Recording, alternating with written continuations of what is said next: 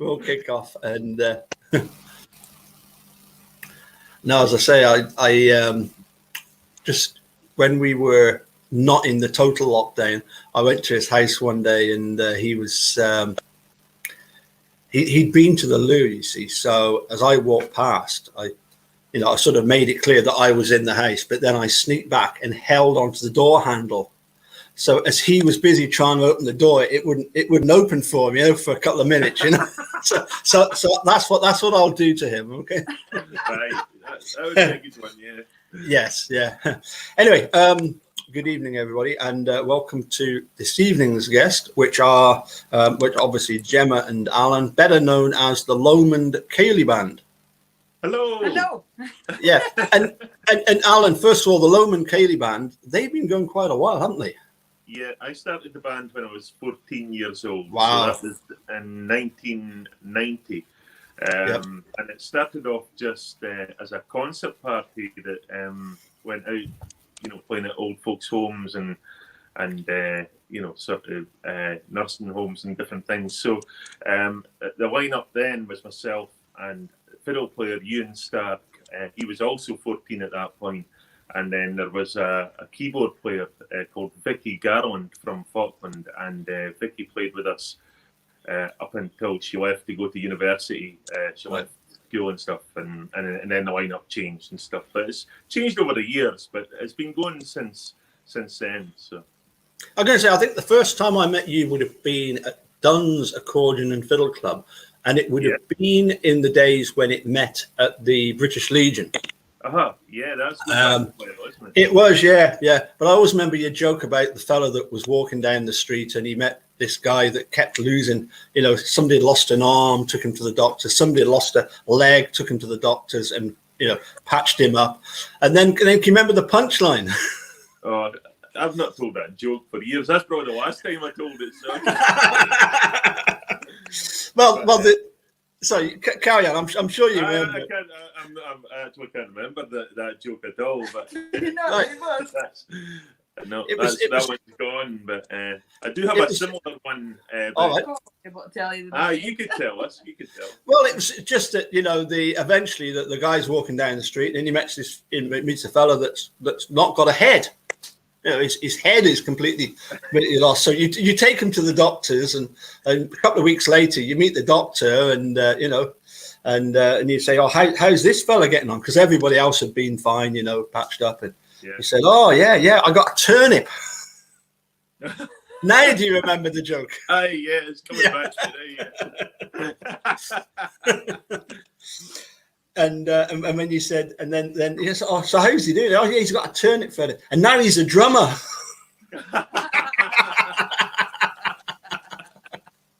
Anyway, I'm not here to bash drummers. I'm sure we're not here to bash the drummers, because they they are essential at times, aren't they? Yeah, to keep us all in time. Yeah, sometimes, yeah. Sorry, ladies first. Gemma, how did you first start getting involved in music, and what sort of inspired you to take up, presumably the fiddle, was it? Yeah, it was fiddle. Well, actually, I started on piano when I was I was 4 going on 5. Wow. I might have already been 5, but I sharked at my mum when I was pretty last. I was happy when she set me at the piano, and I would sit there as a bairn and just bash at the keys, and obviously there was no noise that came out because it was one of these organs that you had to press the foot pedals to get it to go. So I was happy sitting playing at that, and I agreed when Mum took me away for it. So finally she gave in when I was nearly ready for going to school. So I got piano lessons at that time. But I'd always been, I suppose, lucky to be surrounded by music. My dad played the accordion, Mum played the piano, and so it was always around. There was always music playing in the house, and I suppose being from Shetland down, there's no getting away from it. Music is a very big part of the life up there, and very, very lucky that when I was at the school, when I had already been getting piano lessons privately, then I was given the opportunity to be able to choose an instrument, and I chose the fiddle at that point. So, and I got fiddle lessons at school. side, one of the things that I've discussed quite at length with various musicians, particularly like Keith Dixon and others, and that is the fact that, and maybe Alan, you can relate to this. You take a well-known tune, and you hear it played in different parts of Scotland, and it always sounds slightly different. Whereas when it comes to Shetland reels, am I right in saying all the fiddles they play it exactly as it should be? More or less, it varies really with traditional tunes in Shetland. Certainly, it varies from area to area. And I suppose it's really just thanks to like Tammy Anderson went around and collated a lot of the music and got tunes and variants of the tunes from different places, and some of the tunes that would maybe have been lost otherwise. And I suppose there was a really big thing in that. But yeah, there's a lot of variations between the islands and various different parts of Shetland as to how tunes would change slightly. But most of Wales will have learned at one Y, and that might be the Y that all the teachers knew is teaching the tune, or whatever it is, or you hear it in session played that Y, so therefore you learn it the same Y. But there's not that much variation as opposed to when you come down the road here, and things can go in any direction. Sure. And so did you grow up Shetland near Lerwick, or was it sort of outside of? I was brought up in Whiteness, which is about 9 miles out of Lerwick. Right, towards the west. Mum was for Aid and Dad was for Bressa, and neither wanted to bide in each place. And Whiteness is about halfway between them both. So that's where they settled, and so that's where I was brought up. Excellent. Same question, I suppose, to Alan. I mean, I would say that I've obviously known about you for a lot longer than Gemma. Being an accordionist. I mean, who was it that first started you off on the accordion? Well, I got lessons from Bill Smith. I don't know if you ever knew Bill. And Bill was a classical player. That was his thing. He wasn't really interested in the Scottish, although he did play it. And to this day, I've never actually heard Bill play an accordion. And the whole time he taught me, he never used an accordion. Sure. And I used to see his LPs sitting in the cabinet, thinking, well, she must be a great player. And I just heard that he'd won the Virtuoso British Championships and stuff, but he never ever lifted an accordion when I was in his company. So, but he was a fantastic teacher, and it was a great grounding for me, the classical music. And I took my reading to a sort of level that I could read just about anything at that point. As Mickey Ainsworth said to me, he said, if a fly landed in the page, I would play it at that point. So I got to about the age of 17, and I was getting kind of sick of classical music. I was competing all the time in festivals, and I got to a very high standard. In 1991, I won the British Junior Championships for classical music, and then it kind of continued to go higher and higher, and I was working towards like the advanced level, and I was kind of getting sick of it in a way, and I started working for Simon Howie as a butcher. I was doing an apprenticeship with Simon, and I spoke to Simon about it. He was very helpful, and he kind of advised me at that point, you should maybe think about changing your route and maybe go to Mickey Ainsworth and get some lessons from Mickey. He would take you along the jazz sort of line and just do something different with you. And I suppose he gave me a big insight into chords. I mean, at that point, I could read music very well, and if I saw music on the page, I would play it, but I didn't understand the makeup of the chords at that point. So I guess in a way, Mickey kind of filled in all the missing pieces in the puzzle, if you know what I mean. So it was, I had 4 years with Mickey Ainsworth, and it was a great experience getting lessons with him. It was fantastic. Sure. That's very interesting. A couple of things you mentioned there. First of all, Bill Smith never actually having the accordion, playing it, etc., using it to demonstrate. I remember my dad telling me this was before I was born, that when he did his diplomas, part of the teacher's diploma test was you got somebody off the street, randomly off the street, and you had to give them a half-hour beginner lesson without even touching either them or the accordion, just through explaining what to do, you know. So yeah, I can relate to that. And also, of course, Graham Romani, I don't think anybody's ever heard Graham Romani play, but clearly he's, you know, in his day he would have been, you know, a great player, because you know, going by his arrangements. But yeah, it's interesting, that, isn't it, you know? It is, yeah. And I mean, I never felt when I had lessons that, you know, that there was a missing part from it at all, you know.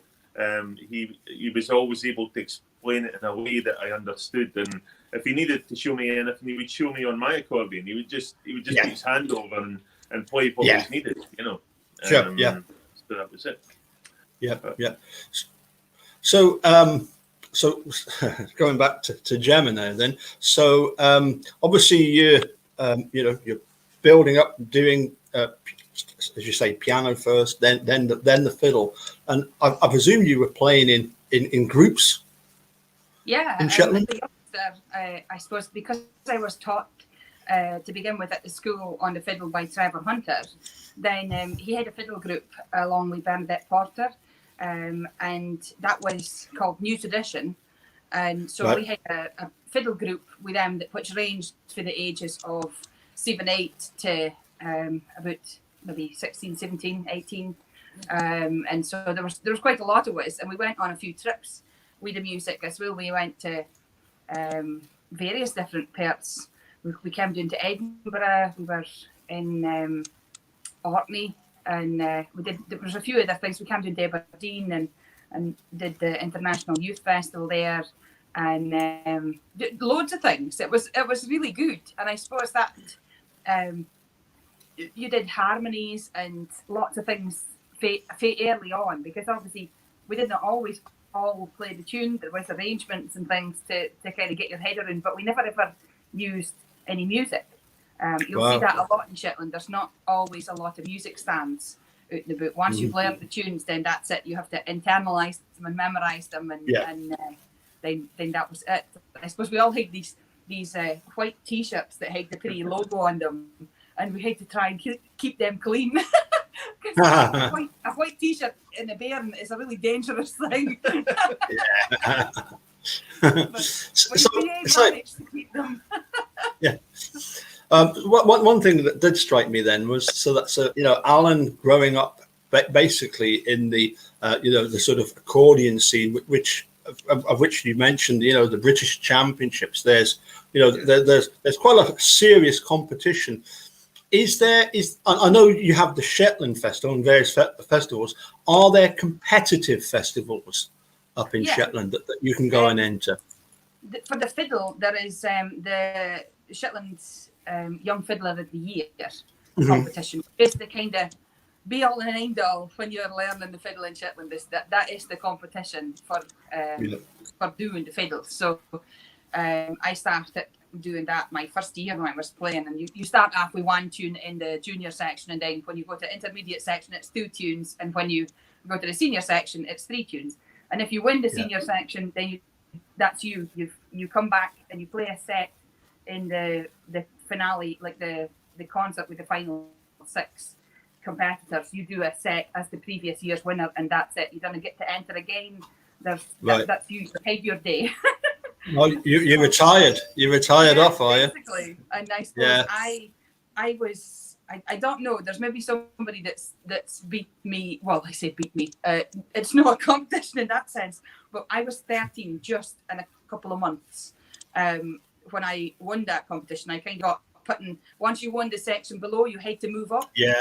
So I had moved up to the other section, and I have no idea how, but I came home with the trophy that night, and I was back adjudicating at that competition about 8 years after that, alongside Ali Bain and Brian Gare, and it was probably one of the best experiences, going back and seeing just all that pretty bairns and the level of talent in them all. It was just phenomenal, right for the junior section up to the senior section. It was lovely. to be part of that. And you're an adjudicator at that competition for 3 years. Wow. So you get to see them kind of progressing as the years go on as well, which is lovely. Yeah. Oh, yes. It's really nice. Yep. So, sorry. When did you move down from Shetland then, and what was the attraction? I moved down from Shetland officially in 2008, and I actually came down. I had gotten some gigs, and just decided to go for it. Thought, well, that's okay. I'll come down. I'll move down and just see what happens. And I didn't go to university. I didn't go to any college or anything. Have no degrees whatsoever, but just came down and thought, well, I'll try and make a go, and if it doesn't work out, then I'll just I'll get a real job or a normal job to what anybody else. Because when you're a musician, generally that's what you get asked. Oh, what do you do for a real job though? It's like, oh, this is it. This is my job. I get to have fun on stage. I usually get what do you do during the day? I usually say, what do you do at night? Sleep usually. So when you first moved down, was it because you were playing in a regular band, or was it various bands that you were playing in, or solo? Various bands, really. I suppose I got a few gigs with a band in Edinburgh called Callanish, who are primarily a wide function band, and I suppose they use a fiddle player for the Ceilidh portion of the night, and then you kind of join in with some of the pop numbers and all the songs, because they have a singer and like 2 guitars and a bass, drums. It's very, very different. So I kind of got a few gigs with them, and then I ended up getting asked to do a Scottish show I went and auditioned, and I got the part at the Scottish show at the Prestonfield, which is run by Robert Black is the musical director there. So I did a season there, and then I ended up going to the Thistle Hotel for the Scottish show there, and I was there for about 8 or 9 years, and then I suppose through that time I've played with loads and loads of different bands, and as when I could, because it's quite tiring when you're doing a Scottish show. You're playing, 6-7 months of the year almost every night, with just various nights off in between when the hotel didn't have a show on. But most of the time it's either 7 nights a week, or at least it's maybe 5 nights. Just depends. Sure. Yeah. I mean, I suppose, from my own experience, it's great when you've got a residency, but it can get a bit monotonous after a while, can't it? Yeah, I suppose I generally, the way I staved up off any monotony, it's rather as monotony, it was just being overly familiar with what you were doing. So you went on to autopilot. You're playing the same sets every night or something. And about 3 months into that, like doing the same tunes every night. And I mean, I only played for about 10 minutes in total the whole night. You do the opening number, and then you go and have a costume change, and then you come back on and you do your 35-minute spot. So you do 2 sets of tunes, and then you go away, you get changed for half time. You maybe sell some CDs, and then you go back and you do your spot in the second half, and then you go on for your finale.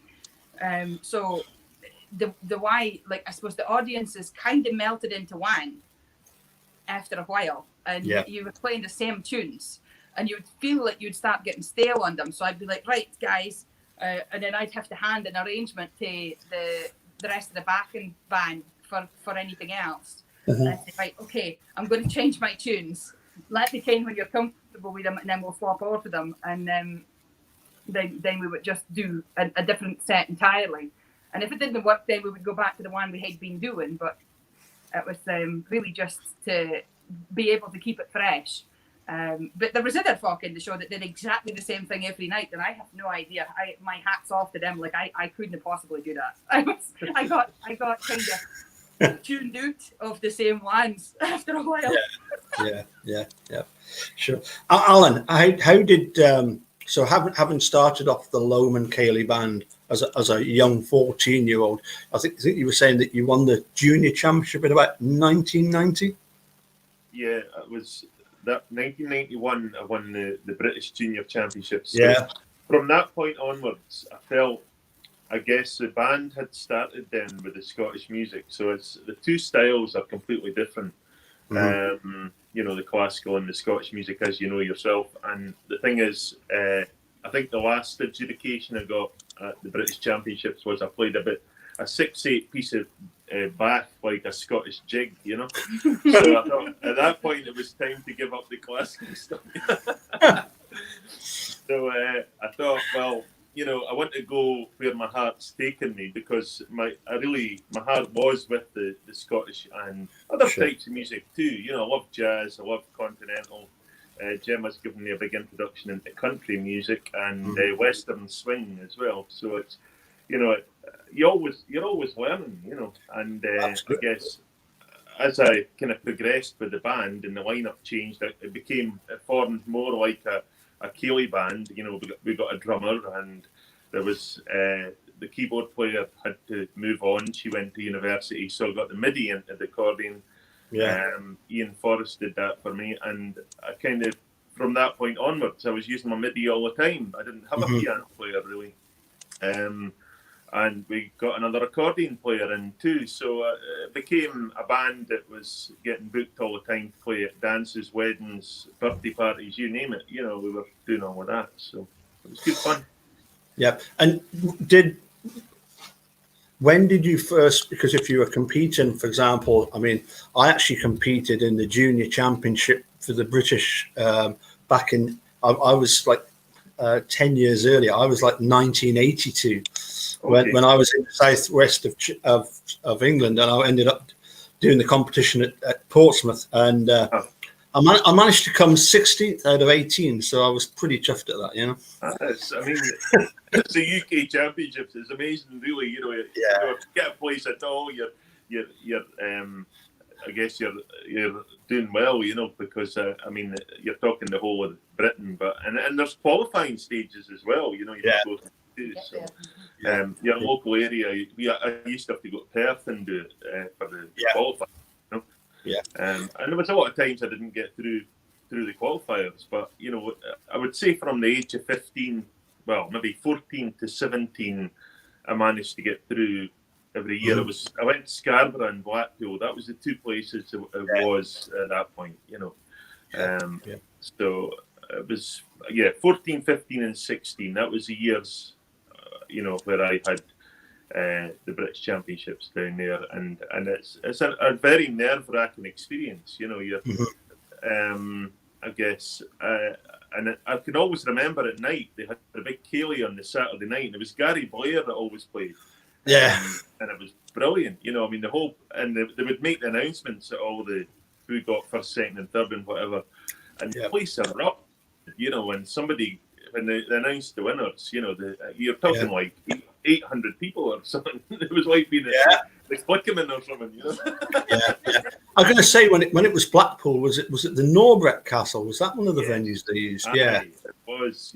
And we actually went. We were in Blackpool, weren't we? And we went along to have a look at it, but the place is not the hotel it used to be, you know. Sure. It went down. It looks a lot different from what you said reminded it looking. So. But, it was a great experience. So and I guess once I moved on with the band and things diverted, I still had like my reading qualities to some extent, but I was playing free bass back then on the accordion. You know, for those who don't know what that is, it turns your 3 rows of your bass side on the accordion into a chromatic scale, and you're playing essentially what the left hand of the piano would play. So it was a different style again, but I've not played free bass accordion since then. So I would never get it. It would take me months, probably about a year, to come back to hear what it used to be, you know. It's like having a button accordion on the left hand, isn't it? Yes, exactly. It's a chromatic button accordion on the left hand. I even dabbled for a few years with a Hone Merino that was a Bassetti system, so it had the 6 rows and then it had an extra 3 rows in front of that. Were you playing on a converter system? I was on a converter system. I had a cracked. I've still got the cracked accordion. It was German, but it was made in Trossingen. And I got that box in 1991, actually, the year I won the British Championships. My dad bought that brand new for me, and it came through Gary Blair, actually, getting that accordion. But I've still got the box, and I very rarely use it for free bass. I never ever really try it, but I would like to go back to it at some point. But you need a lot of time.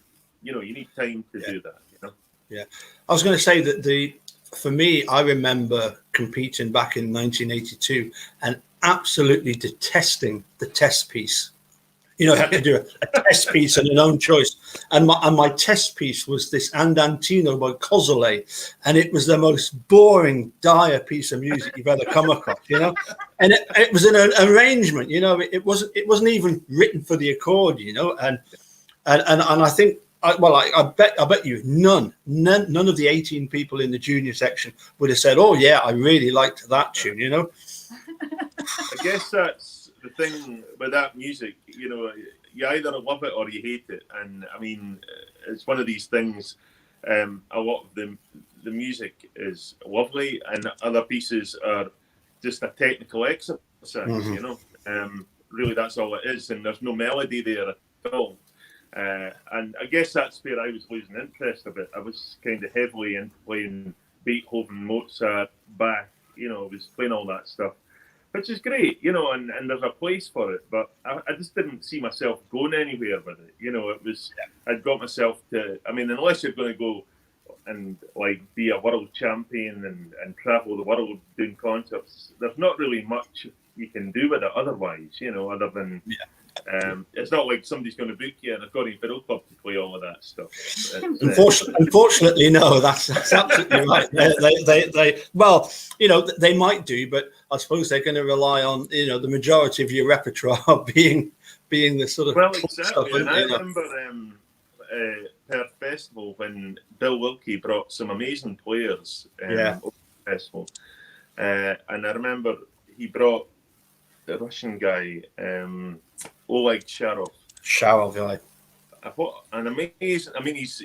His right hand was just a blur. I remember being at the side of the stage and it was just a blur going up and down the keyboard, And I remember Mickey just saying, he didn't. I suppose he appreciated the technical side of it, but I think they had to give Oleg Sharov a kind of talking to before the festival and say, you're going to have to make your programs listenable, sort of thing. Yes, yeah. But otherwise, they'll just go straight over the heads of the people, And I just can't imagine that, sitting one of the world champions down and saying, "Well, you're going to have to do this and that. Stuff that's easy to listen to. Give us Cadam Boots and Donald Ian Lang." Yeah. Well, I don't know if Oleg Sharov played it, but I went to see him playing at Napier University, and he started off with some good stuff like the Volga Boatman, and obviously he does his version of the Russian Cowboy, which was great to listen to. But then there's stuff like Phantasmagorian, where he's using the noise of opening and shutting the bellows and rattling the couplers and percussion all over it. And you think, well, that's very good, but it's I would think the majority of the audience in the City Hall in Perth would be probably sleeping or walking. Yeah, but. Musicians can appreciate all that stuff. Yes, most musicians. But when you're playing to an audience, you've got to. I guess he did actually play to his audience. He played Carnival of Venice, Phantom of the Opera, all that kind of stuff. People could relate to, and he was fantastic. He brought the place down, the house down, really. So, yeah. But yeah. Just one moment. Yes, let's do that. Let's do that. Getting moans from Brian Forrest about the volume of my mic compared with yours. So hopefully, Brian, that'll be a bit better. Not that it would ever be like Brian Forrest ever to suggest, any kind of issue with the sound. That's just not the sort of thing. Bless him. I've known Brian since I moved up to Melrose when I was 18. So. hopefully that'll be better for you, Brian. So, going from the competing at the UK Championships. So obviously you were you simultaneously competing at the likes of the Perth and Musselburgh competitions? Musselburgh was never a festival I did until in recent years. It was never a festival, I guess, where I went to play classical music anyway. But Perth, I kind of left it a while. I was more interested. I was getting into teaching in 1997, and from that point onwards, I was more interested in getting my pupils to a standard that they were going to do well in competitions. So I kind of shoved the competition thing aside for a while, and then I went back in 2001. Was my first time back competing again at Perth Festival, and I went into the All Scotland Senior Championships, and I didn't get to the final that year at all. I was just, I guess, testing the water to see how I got on, really. And I remember Michael Phillip coming up to me that year, asking me how I got on with it, and I said, "Oh, I never got the final."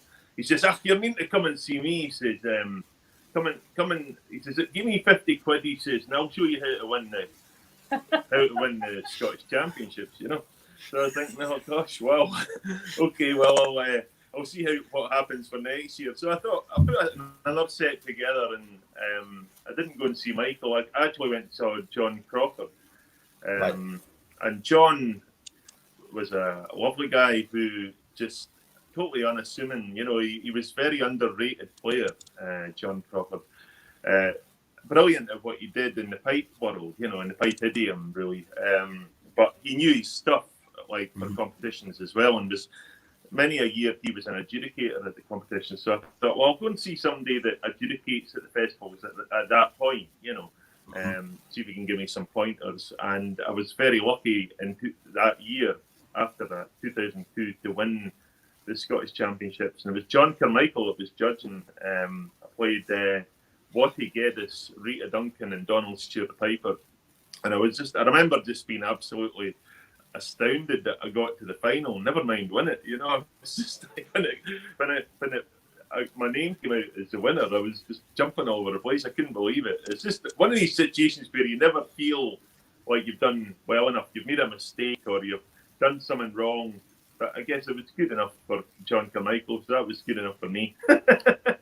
Yeah, it's obviously it's one of the things, I say to people, whether they're doing exams or competitions, but particularly when they're doing exams, I say to them, you do realize that, each piece that you play is, for example, in the ABRSM exams, the piece is worth 30 marks, and I say to them, you might play that note perfect, but no examiner can give you 30 out of 30. Yeah. And I say the reason for that is because music is an art. And so for an examiner to say that your performance of that piece was perfect, they're in effect saying that they are perfect because they know what perfection is. And nobody knows that, So, it's very much a case of, sometimes you get people that are a bit miffed that they didn't win, but it's like, well, that's just how it happened on the day, that's. I guess a lot of it's down to not just being accurate, but actually like having feeling in the music and how you interpret that feeling and put it across, So there's a big part of it in that, and obviously in accuracy as well. But I mean, I've won the championships at Perth now 3 times, and I think in every time I've won it, I have made a mistake in what I've played, but I've obviously put it across in the right way, and it's been a sort of difficult. Is it 3 times? 2 times. Sorry, 2 times. It's Musselburgh. That's right. Sorry, Grangemouth.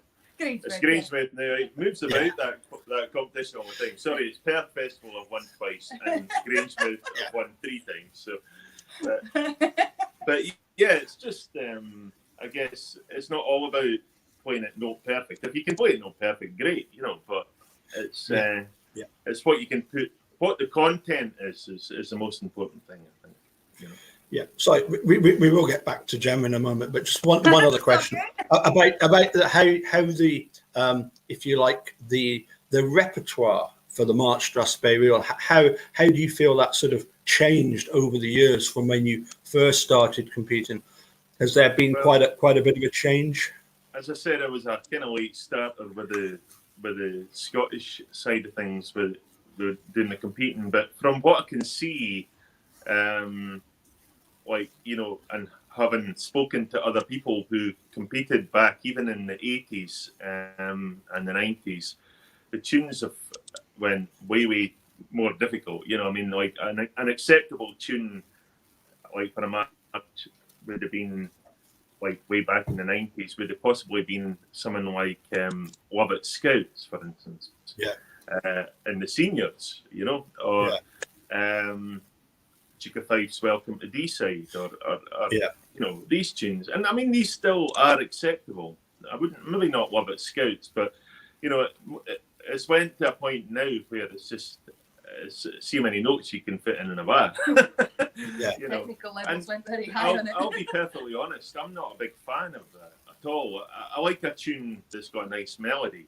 I like a tune that's catchy, but still got some form of difficulty in it, you know. But I mean, the levels just went through the roof now. So it's, you know, in some ways, some people might sit at the competition at Perth and listen and think it was, you could almost just about compare it to a classical section, something. Oh yes, yeah.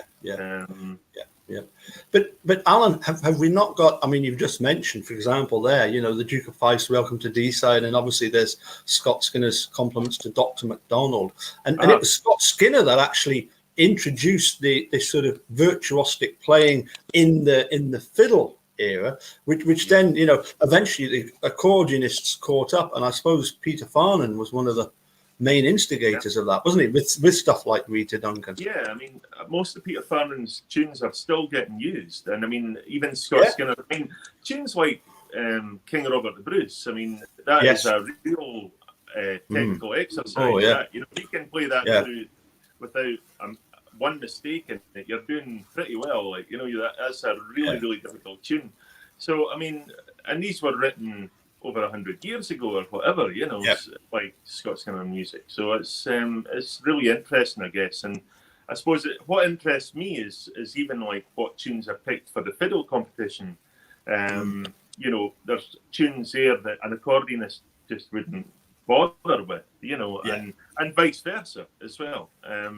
Like when Gemma was picking her set for Perth, you know, she might sort of say to me, what do you think I'll play or whatever, but what I might suggest might be totally wrong for the fiddle section. You know, it's just, and then there's ones that overlap with both. I mean, Liam Stewart won at Perth in October there, and he played the Highland President for a Spey, which again is a James Scott Skinner tune, but it's probably acceptable for the fiddle as well. So it's interesting how it works, you know.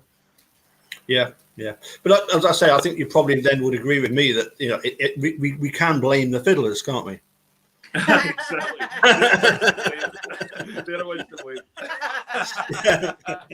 So Gemma, give us a sort of background as to your sort of competing then. So, you know, having competed at the Shetland and then having to be retired at age 13. I know. You know, and then, how I was lucky, I suppose, at that time. My tutor was my auntie, Judy Nicholson, and because she was from Bankery, then naturally the first competition I did when I was finished doing any of the competitions in Shetland was that I would come down to the mainland, and I did.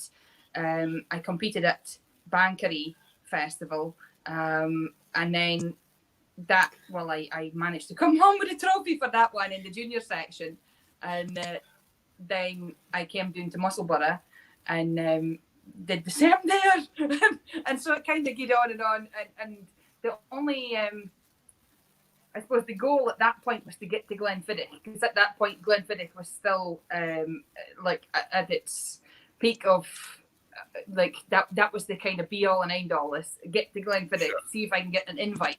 If I could be invited to play at that, I would have made it, regardless of whether I even managed to get a place or anything at that. And And so, yeah, had a few years doing Bankery and Musselburgh, and then got invited to Glenfiddich in 2006 and somehow managed to come home with a trophy for that. And I did another couple of years at Glenfiddich after that. But by that time, I had already kind of started moving into playing with bands. So my style had started changing and slightly moving away from because I think the competition style that you have to be playing in for the fiddle competitions was very strict at that time. It was like, I suppose I was having to be very strict in a northeastern style, which was what Auntie Judy had been teaching me. And so it was, I suppose, when I started playing in bands, then I started being like doing things slightly differently, and just you put your lilt in a different place, and I suppose it just adapts, and it does. It just adapts and changes over the years. And I competed at Perth. That was the one only time, either this past year, that I competed at Perth, was the night before Glenfiddich. And I think I managed to get to be third in the slower section, and I got nothing for anything else. So I thought, oh, well, there's absolutely no hope for me tomorrow at Glenfiddich. And I came home with the trophy, and I have no, I don't know how that happened. But I must have just been having an app day the day before, and it must have just been my day the next day. No idea. But I was delighted. And then it wasn't until just this last year, because I hung up my competing hat after the third time going into Glenfiddich. I thought, no, it's time for me to stop. I'm going in a different direction with me playing. There's no sense in me kind of trying to do, because it takes about maybe 3-4 weeks of solid practice to get back into that idiom, let alone be able to get to the standard that I had been at before. So it was like two different worlds colliding. I suppose I was playing in a bluegrass band. I was doing a lot of different styles of music as well. I was playing in function bands for weddings, so I was doing a lot of pop music. None of that is suitable in the competition world. So, and I suppose neither is me playing in that competition style in these situations. That wouldn't have been right either. So, I hate to make the decision to just come away from it at that point. And it wasn't until last year when Perth Festival went online, to having an online festival where you submitted your videos, and I thought, oh well, I'll just put an entry in. There's no pressure. I'm supporting the festival with my entry fee. So if I was just doing it for the fun of it, and just to help support the festival, and the fact that they'd had to move everything online and just try and keep the festival going. And never in the month of Sundays did I think I was going to come away with the top prize in that. After, I honestly, I hadn't competed in about 12 years between that. And I mean, I had done, I managed to get through to BBC Young Traditional Musician of the Year in 2015. Right. But that again wasn't the same type of competition. That was just play what you feel like, and it wasn't the sense that it had to be a specific style or done in a specific way. It was more free, I suppose. And I managed to get, I was a finalist in that, but either as that, I hadn't competed at anything. I've been adjudicating at competitions. I've adjudicated at Grangemouth. It was in Shire at that point. And that was in 2011, I think. And I have recently, I've adjudicated Open Masters. And so I suppose I kind of thought, well, I've hung up my competing hat and I'm wearing the adjudicator's hat. So the two worlds didn't really mix for me. And I thought, well, I'm being long enough away from both that I might so stick an entry in, and it paid off that time, but I think I'll bow out again now. I don't know if I'll go back in again. I'm sure that neither of you are old enough to remember the Radio 1 Tommy Vance, the Friday Rock Show on Radio 1 on a Friday night at 11 o'clock. I'm old enough to remember this. And the theme music is a classic track called Take It Off the Top by the Dixie Dregs, which is like really classic heavy metal. Yeah. And I've seen footage of them playing. They have a lead fiddler. Brilliant. I will send. I'll send it to you. Yeah, Dixie Dregs, take it off the top. We can include that one in Saturday. Yeah. Yeah. My brother plays a mean guitar, so he would like that. That would be right up his street. Yeah. So anyway, fast forward. So I suppose when did you guys meet up and sort of form the sort of the current Lomond Ceilidh band? So I guess things changed in 2013, 2014.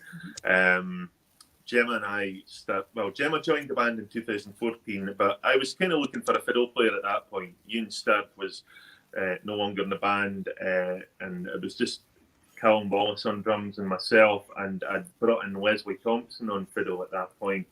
And Leslie, great fiddle player, but she had her own band, and she was busy doing that, and her style didn't necessarily work with mine. I think it's really important in a front line that the two players that play the melody are of the same mindset, that they play the same way. And I guess Gemma was still doing the Scottish show at that point, so that's I kind of went through a period of time using lots of different fiddle players, just trying to find the person that was going to gel with me, really, and I suppose the reason I wasn't using you was because you were too busy. But Gemma was able I wasn't available. Gemma came and did the odd gig at that point, and it was brilliant, and I really loved it when she came and played. And I suppose things benefited me in the way that the Scottish show kind of stopped for you, didn't it? Yeah, I came out in the Scottish show. So in 2014, that's when Gemma kind of started playing, or was it 2015? No, 2000. The end of 2014, Gemma started playing with me full time, and then the lineup. Well, Callum Wallace moved on. He started the Ceilidh band. So Kyle Innes joined the band on drums at that point in 2015. So that's when the lineup became what it is today, and it stayed that. I mean, we've got other players that join us for broadcasts and CDs and stuff, but generally, if people book the Lomond Ceilidh band, because most of the gigs you do these days, it's either a two-piece or a three-piece. Well, these days we do none, but... not at the moment, yeah, we're doing none, but we're still doing gigs, just in the living room. They're just in the sitting room instead. But public gigs, up until last March, it was mostly two or three-piece gigs we were doing, and the lineup would be me, myself, Gemma, and Kyle. Yeah. And if it wasn't that, then it was due to Gemma's health, which hasn't been great over the last few years. Then I would sometimes have Jim McLaren playing second accordion, who very kindly helped out through at that time. Or you'd get Brian Nicholson. Or I would have Brian Nicholson, who kind of joined up with the band a couple of years ago. So Brian has now moved to Shetland, so he's not so easy to get a hold of. Yeah, indeed. And I think we have obviously a mutual acquaintance in Roddy Matthews that. Roddy's done a few gigs for you as well. Yeah, Roddy's filled in the Lomond Ceilidh band at times, and I've always had high praise for his playing. He's a fantastic musician, but Roddy's busy. He's always got things. He's a bit further away from me as well, so it's not so easy to get him in to do a gig and stuff. So yeah, that's right. Yeah. One final question before I let you go, and you can be as blunt as you like, because it's not often that we get a chance to speak to two people, a fiddler and a box player. I want from both of you the best and the worst of each other's instruments. So Gemma, what's the best thing about the accordion, and what's the bit that you if you could change the accordion, what would you do? Oh, that's a very hard one, because I suppose I'm a secret accordion fan, because I'm a closet accordion repairer. So I have a great love for accordions. I suppose as a fiddle player, and purely not thinking about the box, I'm not that fond of really wide tuned accordions. I prefer the straighter tuned boxes. I do like the Scottish Musette accordion, but not when it's so wide. Some folk might lick it, so I prefer it to be kind of a closed tremolo as opposed to a really, really wide one. Yeah. That would be probably my hardest thing as a fiddle player, to tune to an accordion that has 3 different A pitches. Is when folk gives you an A, they usually go into single reed, and I say, no, give me the one you're going to be playing on, because it'll change. You have to find the kind of main point in between whatever the frequencies are to tune to, because if they're playing in musette, it's going to be totally different than them playing in a single reed. But I suppose my favourite thing about it is the fact that if I was playing accordion, then I'd be sitting trying to figure out all the piano chords that I could do on the accordion, because it's so much fun mucking about with the stradella to see what you can make it happen. Gemma loses me with that a bit. She's taught me a few things on the basses.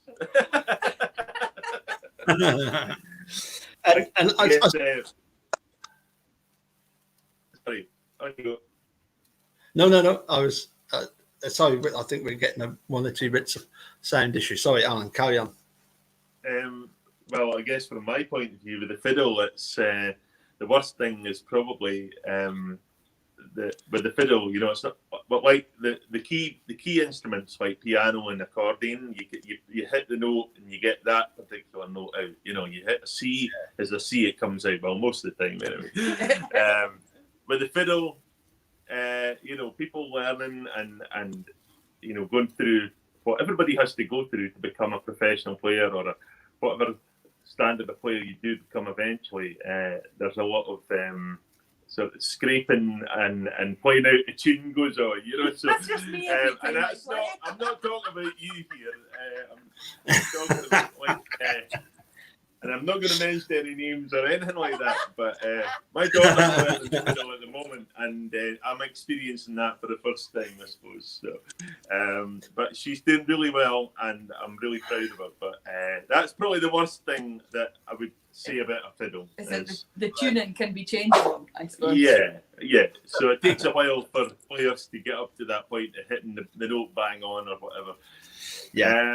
But the best thing, I suppose, and now I'm experiencing it with Gemma, is that you know, when you can get somebody that can play harmonies, just at the drop of a hat without having anything written down, and have somebody that knows about 1 million more tunes than I do, and plays them with 20 times better, then it's a real challenge. So and it's fantastic to play with somebody as talented as that. So that's probably the best thing about playing with somebody as good as you in the fiddle. So I was going to mention that is it mainly Gemma that you have to do the harmonising, or you know, like a third above, or do you take it in turns? Me, I just do it automatically. I hear everything in 3-part harmonies. Like, my world is full technical of like harmonies. I hear a melody, I don't just hear that, I hear like full orchestration in my head, because I'm a total nutcase. But like, I don't know. We did a tune. I had written Alan a polka, like a kind of Scandinavian style polka. Yeah. Which is it's an accordion tune. It's not. It's almost. Well, I don't know. It's really difficult on the fiddle. It's not meant for the fiddle. And I wrote it on the box, but I wrote it in 3-part accordion harmony. And Alan's like, "How do you know what you're going to do?" Because I was recording it so that everybody else could learn it for the CD that we did with the Lomond Kelly band. And I was recording all this bits in, and I needed to write them all out. And he's like, "But how do you mind what the lead is doing and the second box is doing?" I was like, "Well, it's all just in here." He says, "But how?" Because it's all doing something that's unrelated to the tune. I suppose the Scandinavian style, you're not necessarily playing a third above or a fifth above or any sort of what would be considered a natural harmony. You're not playing what would be there. You're doing like a tune of its own that just works alongside it. So it's quite interesting when you go into all that kind of stuff. But yeah, I find it really hard not to play harmonies. There is times where I've had back and try not to do harmonies all the time, because it does get a pretty bit monotonous when it's just all the time. But yeah, my world is full harmony. Sure. Now, I was going to come back to you, Alan. You mentioned, and I thought maybe that Gemma would touch on this, that you mentioned about the fact that you played a free bass accordion. And so basically on the right hand, you've got a range of 3 octaves and a bit, and the same on the left hand, Yeah. And I always remember seeing this cartoon. It was about, so what sort of accordion is that? Well, it's it's whatever it was, a Fratello Croce or whatever. And what's the range of that? And the guy says about 500 yards. Because for most fiddlers, I would say that probably the fact that the accordion can be a bit loud, a lot louder at times would be a problem. But no, it's interesting you're saying about fiddler, but thinking in terms of harmony. I mean, I have great fun taking the mick out of my cousin who's a jazz saxophonist, and I say to him, but you only play one note at a time. You don't need to know about chords. And I've heard that of people have said that to bass players as well, haven't they?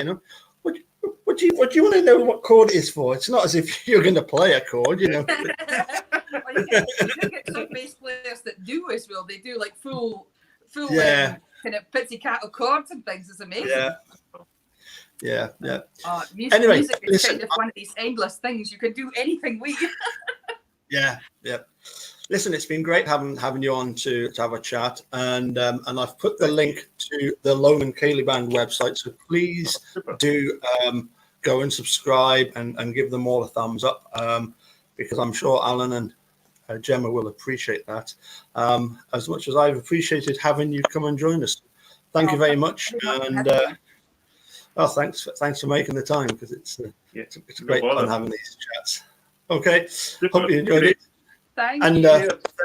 Thank you to everybody in the chat. Oh, sorry, one other question. When are you going to watch Making a Murderer? Probably start of the night. Excellent. Nice job. Yeah. Cheers. Catch you soon. All the best. Bye for now. Bye-bye.